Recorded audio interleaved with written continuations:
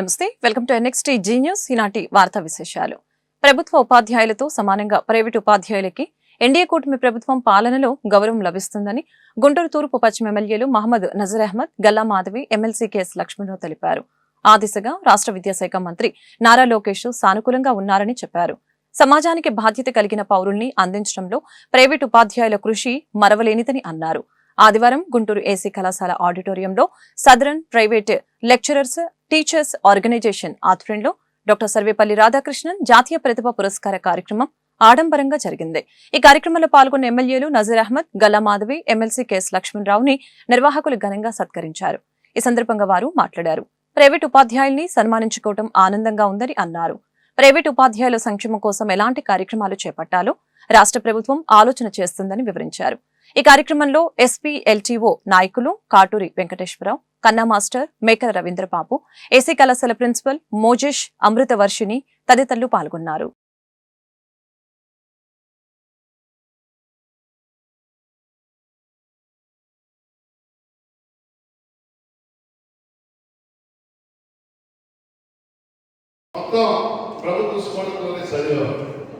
ఈరోజు ఆంధ్రప్రదేశ్లో 74 లక్షల మంది పిల్లలు పాఠశాలలో చదువుతున్నారు. 74 లక్షల్లో 37 లక్షలు ప్రభుత్వ పాఠశాలలో ఉంటే 37 లక్షలు ప్రైవేట్ పాఠశాలలో, అంటే 50% ప్రైవేట్ పాఠశాలలో పాఠశాల. వాళ్ళ ప్రైవేట్ పాఠశాలలు కూడా అన్ని ఒక రకంగా లేవు. కొన్ని కార్పొరేట్ స్కూల్స్ ఉండొచ్చు, కానీ ఎక్కువ పాఠశాలలు 400-500 స్ట్రెంత్. ఆ భాషలో చెప్పాలంటే బడ్జెట్ స్కూల్స్ సార్. ఆ విధమైనటువంటి నడుస్తున్నటువంటి పాఠశాలలు, అందులో పనిచేస్తున్న ఉపాధ్యాయులు అనేక ఇబ్బందులు పడుతూ కూడా కరోనా సమయంలో ఉపాధ్యాయులు ఎక్కడ ఇబ్బందులు పడ్డారని నేను ప్రత్యక్షంగా చూశాను. ముఖ్యంగా ప్రైవేట్ పాఠశాల సాధించేటువంటి దాంట్లో చిన్న చిన్న బడ్జెట్ స్కూల్స్ నుంచి క్వాలిఫై అన్ని నీట్లో కానీ ఇవాళ కాంపిటేటివ్ ఎగ్జామ్స్ లో క్వాలిఫై అవుతున్నటువంటి పిల్లలు చాలా మంది ఉన్నారు. దీనికి కారణం మీ అందరి కృషి. ఎంతో ఓపికతో, ఎంతో ఆలోచనతో మీ యొక్క ఏదైతే కార్పొరేట్ స్కూల్ కానీ బడ్జెట్ స్కూల్స్ కానీ మీరు చదివించే చోట ఆ స్కూల్ మంచి పేరు రావాలని, మీకు ఇచ్చినటువంటి టార్గెట్ కంప్లీట్ చేయాలని చెప్పి మీరు ఎంతో కష్టపడుతూ, మీరు ఎన్ని ఇబ్బందులు ఉన్నా కూడా, చిన్న జీతం ఉన్నా, చాలా తక్కువ శాలరీస్ ఉన్నా కూడా మీరందరూ కూడా ఎంతో ఓపికతో పిల్లల భవిష్యత్తును ఆకాంక్షిస్తూ మీరు MSc BEd నిన్న స్కూల్లో అందరు టీచర్స్ తో ఇంటరాక్షన్ అవ్వడం జరిగింది. అక్కడ దాదాపు 27 మెంబర్స్ టీచర్స్ ఉంటే 27 మెంబర్స్ ఆల్మోస్ట్ 26 మంది BEd కంప్లీట్ చేసి 10-20 సంవత్సరాల నుంచి BEd కంప్లీట్ చేసిన వాళ్ళు ఉన్నారు. వాళ్ళందరూ కూడా ఇదే స్కూల్లో 15 వేలతో చదివిస్తా ఉన్నారు. అంటే ఎంత డెడికేటెడ్ తో స్కూల్ ఎడ్యుకేషన్ అంటే ఈరోజు సామాన్యంగా చేసుకునేటువంటి వాళ్ళు కూడా 20,000 సంపాదించేటువంటి పరిస్థితులు ఉన్నాయి. అంత హై క్వాలిఫైడ్ టీచర్స్ కూడా 15,000 జీతంతో వాళ్ళందరూ కూడా అదే ప్రొఫెషన్ ని కట్టుబడి పనిచేస్తా ఉన్నారంటే real thanks a lot to them, all of them. అంటే ఇవన్నీ కూడా ప్రాక్టికల్ గా చూస్తా ఉన్నాం. స్కూల్స్ కూడా ఇబ్బందిగా ఉన్నాయి. వాళ్ళకి కావాల్సినటువంటి రెంటల్ కానీ ఇన్ఫ్రాస్ట్రక్చర్స్ కానీ అన్ని పెరిగిపోతున్నాయి కాబట్టి వాళ్ళు టీచర్స్ కి ఇవ్వాల్సినటువంటి జీతాలు పూర్తి స్థాయిలో ఇవ్వలేకపోతా ఉన్నారు. కానీ మీరు డెడికేటెడ్ గా పిల్లలు చదివించాలని ఆ ప్రొఫెషన్స్ ని నమ్ముకొని మీరు ముందుకు సాగుతున్నందుకు నిజంగా ప్రభుత్వ టీచర్ల కన్నా కార్పొరేట్ స్కూల్స్ చదువుతున్నటువంటి వాళ్ళకన్నా ప్రైవేట్ బడ్జెట్ స్కూల్స్ లో చదువుతున్నటువంటి మీకు నిజమైనటువంటి ధన్యవాదాలు తెలపాల్సినటువంటి బాధ్యత మనందరి మీద ఉందని చెప్పి నేను భావిస్తాను. అంతేకాకుండా మొన్న కరోనా లాంటి మహమ్మారిలో చాలా మంది ఇబ్బంది పడ్డారు. అనేక వృత్తుల్లో ఉన్నటువంటి వాళ్ళందరూ కూడా ఇబ్బంది పడ్డారు. కానీ ప్రత్యక్షంగా నేను చూసినటువంటి వాళ్ళ దాంట్లో ప్రైవేట్ స్కూల్ టీచర్స్ చాలా ఇబ్బంది పడినటువంటి పరిస్థితులు, చాలా బాధపడాల్సినటువంటి పరిస్థితులు నా ముందుకు చాలా వచ్చింది. కొంతమంది టీచర్స్ ఇల్లు గడవక ఇబ్బంది పడుతున్నటువంటి పరిస్థితులు ఫోన్లు చెప్పి సాధ్యపడినటువంటి పరిస్థితులు కూడా నేను ప్రత్యక్షంగా చూశాను. అటువంటి వారి కోసం పెద్ద లక్ష్మణరావు గారికి నేను ఒక విషయాన్ని చెప్పదలుచుకున్నాను. లేబర్ సెస్ అని బిల్డింగ్స్ కట్టేటువంటి దానికి ఒక సెస్ ని ఏర్పాటు చేసి 2% ఎవరైతే కొత్తగా బిల్డింగ్స్ కట్టుకుంటారో అటువంటి వాళ్ళకి 2% సెస్ అని ఏర్పాటు చేసి లేబర్ డిపార్ట్మెంట్ లో వర్కర్స్ కి వెల్ఫేర్ యాక్టివిటీస్ చేస్తా ఉన్నారు. అలాగే కార్పొరేట్ స్కూల్స్ లో చదువుకుంటున్నటువంటి పిల్లలు కట్టేటువంటి ఫీజులో 1% కానీ 2% కానీ ఒక సెస్ ని ఏర్పాటు చేసి ఎంప్లాయీస్ కి ఉపయోగపడేటువంటి విధంగా ఒక మంచి కార్యక్రమాన్ని ఈ ప్రభుత్వం మీరు తీసుకోవాలని చెప్పి నేను కూడా నాకు అత్యంత ఆప్తులైనటువంటి నారా లోకేష్ గారికి ఈ విషయాన్ని అత్యుత్తమమైన స్థానాల్లో నిలిపే, అందులో చూసుకునే ఒక దేవతల్లాగా ఈరోజు సమాజంలో ఉపాధ్యాయులు ఉన్నారు. ఇప్పుడు సర్వత్రా గౌరవనీయులు, గౌరవప్రదమైన ఎన్ని రంగాలున్నా కూడా ఉపాధ్యాయ రంగం నిజంగా చాలా గౌరవప్రదమైనది. అలాంటి మీ అందరికీ ఈరోజు మా చేతుల మీదుగా పురస్కారం మీరు అందుకోవడం నిజంగా అది మా అదృష్టం. ఉత్తమ ఉపాధ్యాయులు అనే మాట నిజంగా గడిచిన సంవత్సరాల నుంచే చూస్తున్నాం. ఈ ఆలోచన కలిగినందుకు పెద్దలందరికీ కూడా ప్రత్యేకమైన ధన్యవాదాలు. విద్యార్థులు అన్ని అత్యుత్తమమైన రంగాల్లో ముందుకు వెళ్ళిపోతూ రకరకాల గుర్తింపులు పొందుతూ ఈరోజు చక్కగా ఉన్న గ్రామంలో వారిని తీర్చిదిద్దే డైరెక్టర్లుగా మీరు వెనకాల కనుమరుగైపోవడం, దాన్ని గురించి ఈరోజు ఉత్తమ పురస్కారాలను అందించడం, అందులో ప్రైవేట్ ఉపాధ్యాయుల్ని కల్పించడం నిజంగా ఒక మంచి ఆలోచన. దాంట్లో మేము భాగస్వాములు అయినందుకు చాలా ఆనందంగా ఉంది. గడిచిన 5 ఏళ్లలో ఎన్నో రకాలైన బాధలకి, ఆవేదనకి గురయ్యారు ఉపాధ్యాయ రంగం మొత్తం కూడా. దానికి తార్కాణంగా ఒక అద్భుతమైన ఘన విజయాన్ని పొందాము. అదేవిధంగా ఇప్పుడు రానున్న పాలసీలు కానివ్వండి, విధి విధానాలు కానివ్వండి, ఖచ్చితంగా అందరికీ ఉపయోగకరంగా ఉంటాయి అని అభిలాషిస్తూ, మీ అందరు పడిన ఆవేదనకు ఒక మంచి పరిష్కారం వచ్చింది అని ఆకాంక్షిస్తూ, ఎప్పుడు మాలాంటి ఈ ప్రజాప్రతినిధులందరూ కూడా మీకు అండగా దండగా ఉంటారు అని చెప్పి సభాపూర్వకంగా నేను చెప్తూ, నాకు ఈ అవకాశం ఇచ్చిన ప్రతి ఒక్కరికి, పెద్దలందరికీ కూడా పేరు పేరున కృతజ్ఞతలు. కూటమి ప్రభుత్వం నిర్వహిస్తున్న గ్రామ సభలకి ప్రజల వద్ద నుంచి స్పందన శూన్యమని కడప జిల్లా వైఎస్ఆర్సీపీ అధ్యక్షులు రవీంద్రనాథ్ రెడ్డి తెలిపారు. పదవులు లేకపోయినా పచ్చకండవాలు వేసుకుని గ్రామ సభల్లో పెత్తనం చెలాయిస్తున్నారని ఎద్దేవా చేశారు. ఈ మేరకు ఆదివారం ఆయన మీడియాతో మాట్లాడారు. అనేక హామీలు ఇచ్చి అధికారంలోకి వచ్చిన కూటమి ప్రభుత్వం ప్రజలకు చేసిందేమీ లేదు. అధికారంలోకి వచ్చిన 3 నెలల్లోనే 13,000 కోట్లు అప్పు చేశారు. ప్రతి మంగళవారం అప్పుల రోజుగా చంద్రబాబు ప్రభుత్వం ముందుకు వెళ్తోంది. ప్రజలకు ఇచ్చిన ఏ ఒక్క హామీని నెరవేర్చలేదు. ఖరీఫ్ సీజన్ అయిపోతున్నా ఇంతవరకు రైతు భరోసా ఇవ్వలేదు. ఎందుకు చంద్రబాబు నాయుడిని ముఖ్యమంత్రిని చేసుకున్నామా అని ప్రజలు బాధపడుతున్నారని చెప్పారు. ఎక్కడైనా వీఐపీలు ఏదైనా పాల్గొని ఉంటే ఈ గ్రామ సభలకు అంతో ఇంతమంది వస్తున్నారేమో తప్ప మిగతా గ్రామ సభలన్నీ కూడా నామకే వాస్తేగా జరిగిన పరిస్థితి మనందరికీ తెలిసిన విషయమే. అంతెందుకు మన కోడూరుకు, మైసూరు వారిపల్లెకు పవన్ కళ్యాణ్ అనే ఆయన వచ్చినాడు, కన్సర్న్ మినిస్టర్. ఆ కన్సర్న్ మినిస్టరు పెట్టిన గ్రామ సభకు అంత ఇంత జనం వచ్చినారు తప్ప ఆ పక్కనే రాఘవరాజపురం అయితేనేమి, ఆ పక్కనే జరిగిన ఇంకొక ఊరిలో జరిగిన గ్రామ సభ, కోడూరు నియోజకవర్గం గురించే చెప్తున్నా. ఆ కోడూరు నియోజకవర్గంలో 3 చోట్ల గ్రామ సభ జరిగింది. 3 చోట్లలో ఒక చోట పవన్ కళ్యాణ్ అనే ఆయన పాల్గొన్నాడు.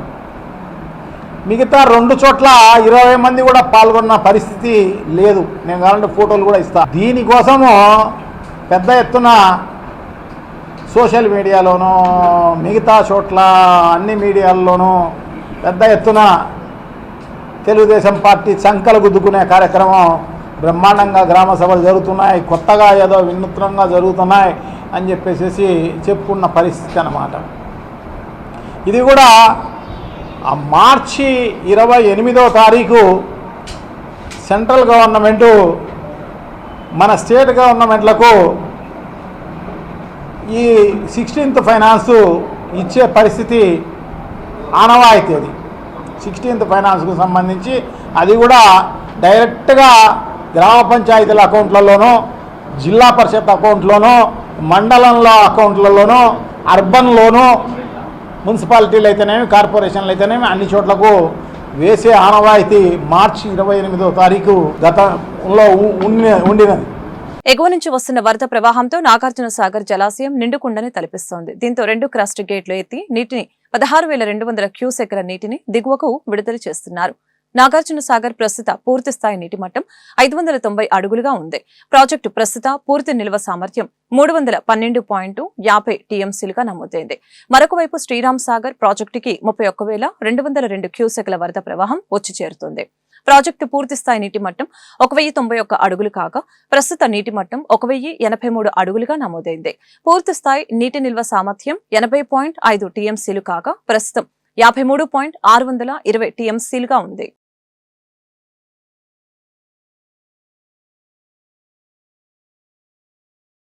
అన్ని దానాల్లోకెల్లా రక్తదానం మహోన్నతమైన కార్యక్రమమని గుంటూరు తూర్పు ఎమ్మెల్యే మహమ్మద్ నజీర్ అహ్మద్ స్పష్టం చేశారు.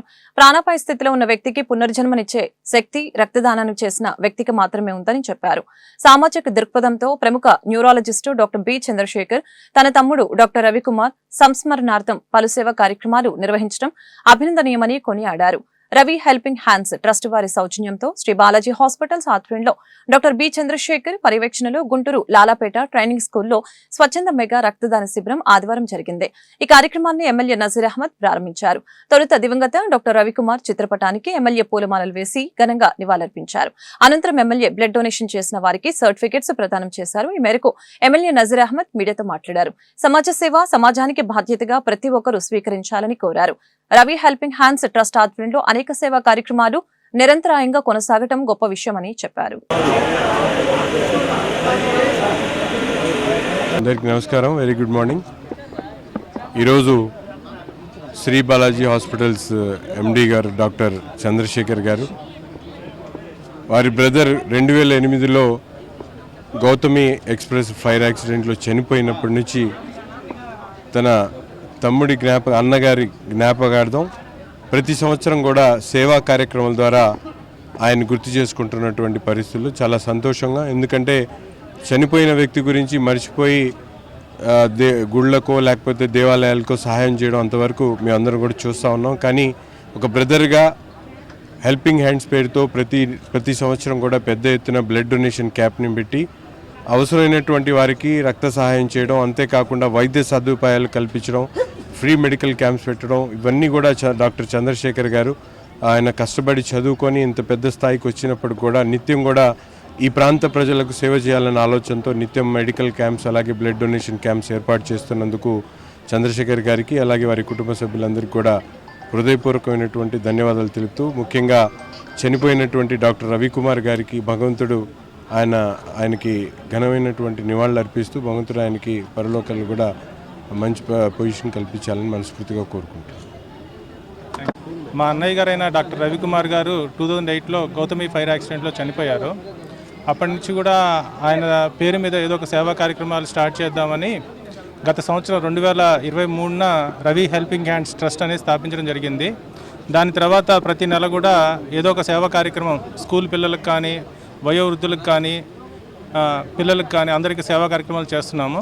ప్రతి సంవత్సరం ఒక నెలలో బ్లడ్ డొనేషన్ క్యాంప్ ఆర్గనైజ్ చేస్తున్నాం. పోయిన సంవత్సరము ఇదే నెలలో బ్లడ్ డొనేషన్ క్యాంప్ ఆర్గనైజ్ చేయడం జరిగింది. మరియు ఎమ్మెల్యే గారి సహకారంతో ఈ రోజు కూడా బ్లడ్ డొనేషన్ క్యాంప్. శ్రీవారి సాలికట్ల బ్రహ్మోత్సవాల్లో భక్తులకు ఎలాంటి అసౌకర్యం కలగకుండా టీటీడీ వైద్య విభాగం చర్యలు చేపడుతోంది. నూతనంగా 8 ప్రథమ చికిత్స కేంద్రాలను ఏర్పాటు చేయనున్నట్లు టీటీడీ తెలిపింది. ఇప్పటికీ తిరుమల, తిరుపతిలో శాశ్వతంగా 6 డిస్పెన్సరీలు, 6 ప్రథమ చికిత్స కేంద్రాల్లో ఉద్యోగులు, స్థానికులకి టీటీడీ వైద్య సేవలు అందిస్తోంది. బ్రహ్మోత్సవాలకి లక్షలాదిగా హాజరయ్యే భక్తుల కోసం అదనంగా తిరుమలలోని నారాయణగిరి ఉద్యానవనాల్లో 2 రాంబాగ్చి అతిథి గృహాలు, మాతృశ్రీ తరిగొండ వెంగమాంబ అన్నప్రసాద కేంద్రం, శిలాతోరణం, బాటగంగమ్మ ఆలయం, పాపనాశనం, 7వ మైలు వద్ద ఒక్కో ప్రథమ చికిత్స కేంద్రాన్ని ఏర్పాటు చేయనున్నట్లు తెలిపింది. దీనికోసం టీటీడీ వైద్య విభాగం ఆధ్వర్యంలో ప్రముఖ డాక్టర్లు, పారామెడికల్ సిబ్బంది, మందులు, అత్యాధునిక వైద్య పరికరాలతో కూడిన అంబులెన్స్లని సిద్ధం చేస్తున్నారు. అక్టోబర్ 4 నుంచి 12వ తేదీ వరకు బ్రహ్మోత్సవాలు జరగనున్నాయి. సాలకట్ల బ్రహ్మోత్సవాలు అక్టోబర్ 4 నుంచి 12 దాకా జరుగుతాయి. ఉదయం 8 నుంచి 10 గంటల దాకా, అలాగే రాత్రి 7 నుంచి 9 గంటల వరకు వాహన సేవలు జరుగుతాయి. భక్తుల రద్దీ ఎక్కువగా ఉంటుంది కనుక నార్మల్ గా జరిగే ఆర్జిత సేవలు, ప్రత్యేక దర్శనాలు ఇవన్నీ కూడా రద్దు చేయడం జరిగింది. అలాగే బ్రహ్మోత్సవాల కోసం ఒక ప్రత్యేకమైన సెల్ ఒకటి ఓపెన్ చేయడం జరుగుతుంది. అలాగే ఇంజనీరింగ్ విభాగానికి సంబంధించి వివిధ రకాల ఇంజనీరింగ్ పనులు చేయాల్సిన అవసరం ఉంది. అవన్నీ కూడా ప్లాన్ చేయడం జరిగింది. అవన్నీ కూడా పనులు చురుగ్గా జరుగుతున్నాయి. వైఎస్ఆర్సీపీ ఎమ్మెల్సీ అనంతబాబు తన వికృత చేష్టలతో అప్రతిష్ట పాలయ్యారని మాజీ ఎమ్మెల్సీ డొక్క మాణిక్యవర్ ప్రసాద్ ఆరోపణలు చేశారు. ఎమ్మెల్సీని పార్టీ నుంచి సస్పెండ్ చేసి రాజకీయాల నుంచి తొలగించాలని వైసీపీ అధినేత జగన్మోహన్ రెడ్డిని డిమాండ్ చేశారు. జగన్ పార్టీ కార్యకర్తలకి అనంతబాబు దళితుల్ని ఎలా చంపాలి, మహిళల్ని ఎలా వేధించాలనే అంశంపై శిక్షణ ఇప్పిస్తారని మాణిక్యవర్ ప్రసాద్ విమర్శలు చేశారు. ఇలాంటి వారిపై కఠిన చర్యలు తీసుకోవాలని హెచ్చరించారు. త్వరలోనే వైసీపీ ఎమ్మెల్సీ వైఖరిపై గవర్నర్ అబ్దుల్ నజీర్ని కలుస్తామని చెప్పారు. ఆ పార్టీ నేతలు అనంతబాబు, తోట త్రిమూర్తులపై చర్యలు తీసుకోవాలని కోరారు. అహంకారాన్ని వైసీపీ నేతలు వదుకోవాలని చెప్పారు. నేరాలు ఎలా చేయాలనే అంశంపై వీరంతా శిక్షణ ఇవ్వటమా సిగ్గుచేటని డొక్క మాణిక్యవర్ ప్రసాద్ అన్నారు. వీడియోస్ బయటకు వచ్చాయి. ఇలాంటి వాళ్ళు రాజకీయ నాయకుల్లో ఉండటం, ఇలాంటి వాళ్ళు ఎమ్మెల్సీ పదవులు ఉండటం అనేది రాజ్యాంగానికి విరుద్ధం. వాళ్ళని రద్దు చేయాలని చెప్పి, వాళ్ళ సభ్యత్వాన్ని రద్దు చేయాలని చెప్పి గవర్నర్ని, కోర్టుల్ని త్వరలో మేము ఆశ్రయించబోతా ఉన్నాం. ఇలాంటి వాళ్ళ రాజకీయాల్లో ఉండేది సిగ్గుండాలండి. సమాజం మొత్తం 130 కోట్ల మంది భారతీయులు మొత్తం ముక్తఖండంతో మహిళలపైన అత్యాచారాలు చేసే వాళ్ళని శిక్షించాలని డిమాండ్ చేస్తూ ఉంటే మీరు ధైర్యంగా అలాగా చేసిన వాళ్ళని పార్టీలో ఉండి కొనసాగిస్తారా? పార్టీలో కొనసాగిస్తారా? అనంతబాబుని, తోట త్రిమూర్తుల్ని, దళితులను చంపేసినందుకు దళితులు శిక్షించాడని అతని మీద శిక్ష పడితే అతను కొనసాగిస్తావా? మహిళలపై అత్యాచారాలు చేస్తుంటే, దుర్మార్గాలు చేస్తుంటే వాళ్ళని కొనసాగిస్తావా? వాళ్ళ ఎమ్మెల్సీ కొనసాగిస్తావా? వాళ్ళ మీద కనీసం సస్పెండ్ చేయలేవా? నువ్వు అంత నిస్సాయిత ఉంది నీ దగ్గర. అలాంటి రాజకీయ వ్యవస్థ నడుపుతున్నావు నువ్వు. సిగ్గుతో తల ఉంచుకోవాలి రాజకీయాల్లో ఉన్నందుకు మనం. అందువల్ల వెంటనే డిమాండ్ చేస్తూ ఉన్నాను నేను, వాళ్ళ ఇరువురిని, అనంతబాబుని, తోట త్రిమూర్తుల్ని, ఇలాగా రాజకీయాల్లో మహిళల పట్ల అసభ్యంగా ప్రవర్తించే వాళ్ళని వీళ్ళతో రాజకీయ శిక్షణ శిబిరాలు పెట్టిస్తావా? నువ్వు ఆ స్థాయికి దిగజారుతారా మీరు? ఇలాంటి విషయాలు మానుకోండి, ఇలాంటి ఆలోచన మానుకోండి. పరిశ్రమల ప్రమాదాలను నివారించాలని, ఇలాంటి ఘటనల్లో ఇకపై ఒక్క ప్రాణం కూడా పోరాదని హోంమంత్రి వంగలపూడి అనిత స్పష్టం చేశారు. పరిశ్రమల్లో ప్రమాదాల నివారణ, భద్రత చర్యలపై అనకాపల్లిలో పారిశ్రామికవేత్తల సంఘం సభ్యులు, జిల్లా అధికారులతో నిర్వహించిన సమావేశంలో ఆమె మాట్లాడారు. ముఖ్యమంత్రి చంద్రబాబు సమావేశం పెట్టి పరిశ్రమలు ఎన్ని ఉన్నాయని అడిగి ఖచ్చితమైన సమాచారాన్ని చెప్పలేని పరిస్థితిలో ఏపీ ఐఏసీ ఉందని చెప్పారు. అచ్యుతాపురం సెజ్లోని ఎసెన్షియా ఫార్మా కంపెనీలో పైప్ లైన్లు సరిగ్గా లేవని నివేదిక ఇచ్చినా వాటిని సరిచేశారో లేదో అధికారులు చూడలేకపోవడం ఇంత పెద్ద ప్రమాదానికి దారితీసిందని చెప్పారు. రియాక్టర్లో చాలా వరకు కాలం చెల్లినవే ఉన్నాయని, పరిశ్రమలో ప్రమాదాలు జరిగే సమయంలో మేలు కొలిపేలా అలార్మింగ్ వ్యవస్థలు లేవని పేర్కొన్నారు. యాజమాన్యాల తాలూకా నిర్లక్ష్యం అనాలా, హ్యూమన్ ఎర్రర్ అనాలా, what ever it may be, overall గా చెప్పాలంటే వీళ్ళ తాలూకా నిర్లక్ష్యం కింద మనం భావించాలి.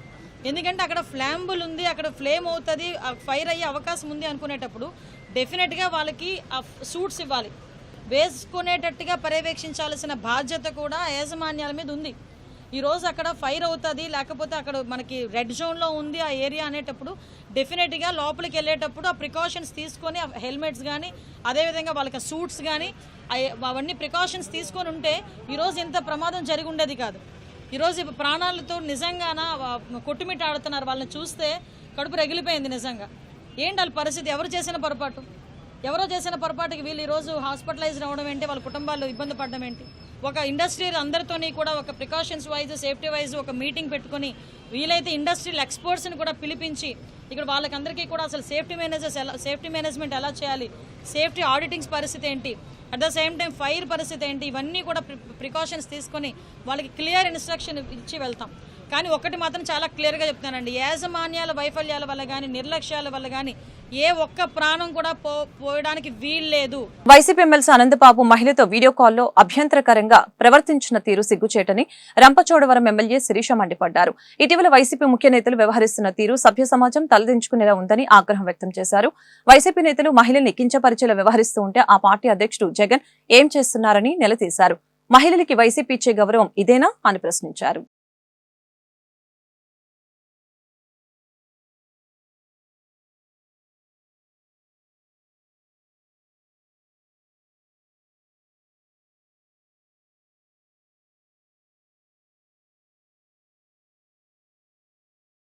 ఎమ్మెల్సీ అనంతబాబు యొక్క న్యూడ్ వీడియో బయటకు రావడం నిజంగా ఈరోజు ఈ విషయాన్ని చెప్పుకోవాలంటేనే చాలా సిగ్గుపడాల్సినటువంటి పరిస్థితి. ఎందుకంటే నియోజకవర్గంలో ఇలాంటి పరిస్థితులు కూడా చోటు చేసుకుంటాయా, ఇలాంటి వారు కూడా ఉన్నారా అని ఈరోజు చాలా మంది ఫోన్ చేసి చాలా రకాలుగా మాట్లాడడం, అడగడం కూడా జరుగుతూ ఉంది. నిజంగా ఈ ఎమ్మెల్సీ అనంతబాబు అనే వ్యక్తి ఒక న్యూడ్ వీడియో ఒక మహిళతో అక్రమ సంబంధాలు ఏర్పాటు చేసుకుని ఆ అమ్మాయితో ఏదైతే వీడియో కాల్ మాట్లాడుతూ తను ఏదైతే ప్రవర్తించాడో అది పొద్దున్న లేసి మేము టీవీలో చూసాము, చాలా మంది కూడా చెప్పారు. ఇది చాలా సిగ్గుపడినటువంటి విషయమని చెప్పాలి. తిరిగి ఇంత తప్పు చేసింది కాకుండా నేను కాదు మార్పింగ్ చేశారు, నేను ఏదో పిల్లలకి ముద్దులు పెడుతున్న వీడియో తీసేసి అది ఈ విధంగా క్రియేట్ చేస్తా ఉన్నారు, నా పైన తప్పుడు ప్రచారం చేస్తా ఉన్నారు, ఎవరో డబ్బుల కోసం ఇలా చేస్తా ఉన్నారనేసి ఆ ఎమ్మెల్సీ అనంతబాబు అనే వ్యక్తి చెప్పడం జరుగుతుంది. దాంట్లో అసలు నమ్మశక్యమైన విషయం ఏదైనా ఉందా?